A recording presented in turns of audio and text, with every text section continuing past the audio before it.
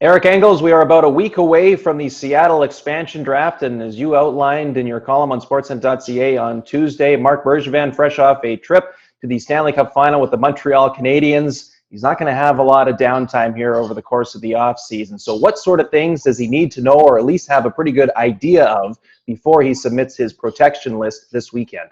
Well, there's a couple of key ones on the docket, right? You've got Phillip Danault who's up for a new contract, and you've got Jonathan Drouin who's got an uncertain playing future. And Bergevin doesn't need to have those things completely settled going into the expansion draft, but every decision has a ripple effect, right? So he's got to have a good idea of where he's going with both those players. On Danault's front, it was clear that he was willing to sign him to a long-term extension back in September. I think that feeling is still very much there, as Bergevin expressed it last week in his end-of-season press conference. And Phillip Danault said he'd like to be in Montreal, and that he obviously is committed to the crest on that jersey and wouldn't have played the way he did in the playoffs if he wasn't.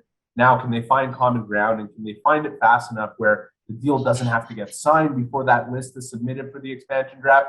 But Bergevin at least needs to know where he's going with it. Same thing with Jonathan Drouin. He's a player who makes $5.5 million on the cap over the next 2 seasons. There's an impact whether or not he returns to Montreal, whether he returns to play at all in terms of long-term IR and how the Canadiens intend to use that and build their roster moving forward. So those are 2 key considerations as he attempts to figure out, who am I going to protect? Who am I going to leave exposed? Where does this leave the Montreal Canadiens? In 2017, the Canadiens lost David Schlemko to Vegas in their expansion draft, and Schlemko ultimately never played a game for the Golden Knights. Who are the Canadiens likely to lose to Seattle, you think?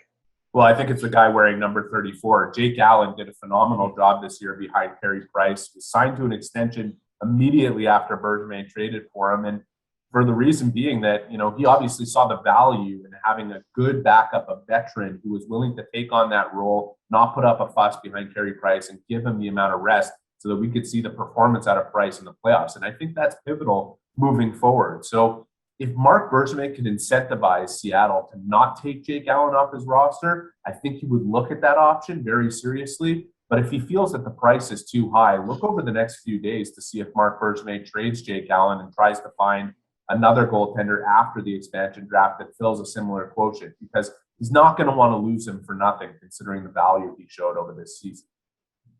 Right. So if they do end up losing Allen in some fashion, that's one hole to fill. And beyond that, Eric, once they get through the expansion draft next week, what else is on Bergevin's to-do list before next season starts? Well, I think he'll be happy that he knocked out the extensions for Dominic Ducharme and Luke Richardson. We'll see what happens with Alex Burrows. Maybe by the time we're done taping this, he'll have a new deal.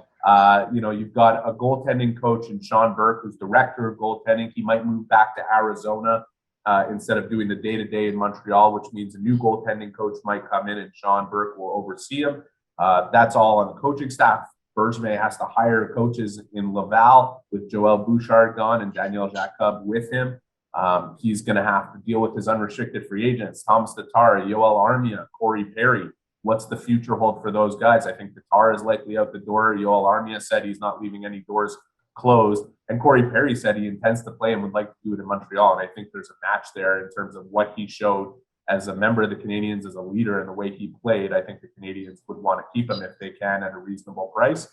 And then, he's got to prepare for an entry draft where he hasn't seen, most of the players play. It's going to take a lot of meetings with assistant general manager Trevor Timmins, and it's going to be a long time before Marc Bergevin takes a rest. Hopefully he can do it before his 56th birthday coming up in August.